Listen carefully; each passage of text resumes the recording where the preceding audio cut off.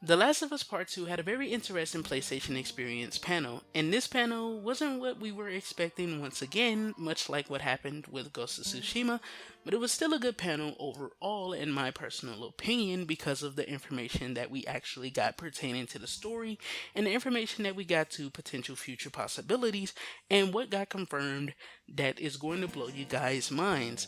I know this video is 20, or I think it should be 29 days late at this point. No, no, no, no, no. It's 21 days late at this point, or it's 20 days late. It's one of those two. It's 21 or 20 days late.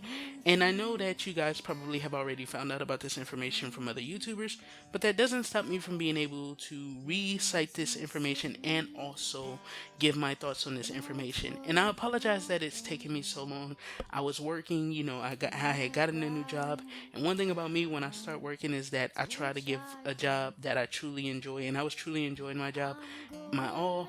And then, of course, I like to worry about other things second-handedly because with the job, like, a lot of times when I get a job, I like to really make sure that I'm doing my best and trying to make as much money as possible so that way I can fund doing YouTube. Like, everything I have towards YouTube, I've bought personally. No one has helped me buy any of the stuff that I got for doing YouTube. I remember I was at a point to where, like, I was literally going to go give, I'll save it for later, because it's an interesting story to tell, especially later on in my YouTube career, or maybe when we reach 1,000, I'll actually tell the full story.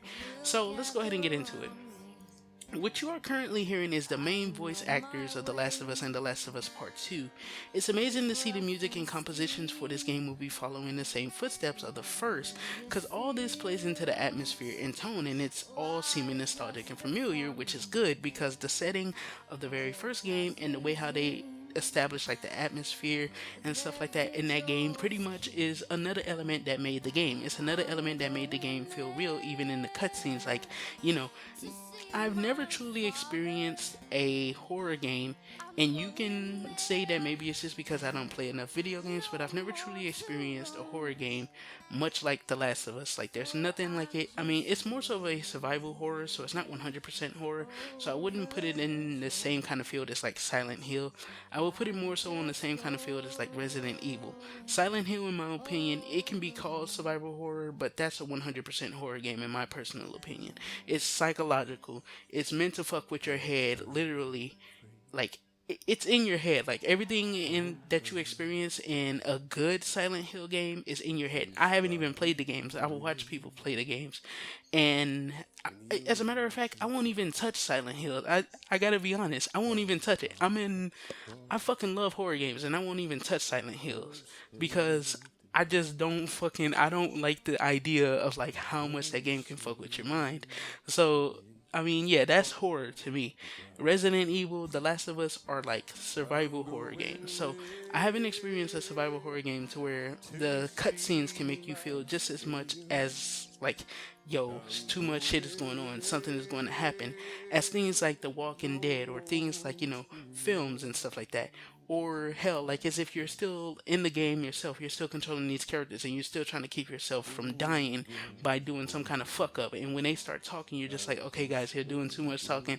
Y'all need to like regroup and fucking get back to progressing so that way this story can end without one of you niggas getting eaten. I remember that, or without one of you niggas getting bit. I remember that was my initial reaction to the story of The Last of Us when I played it the first time.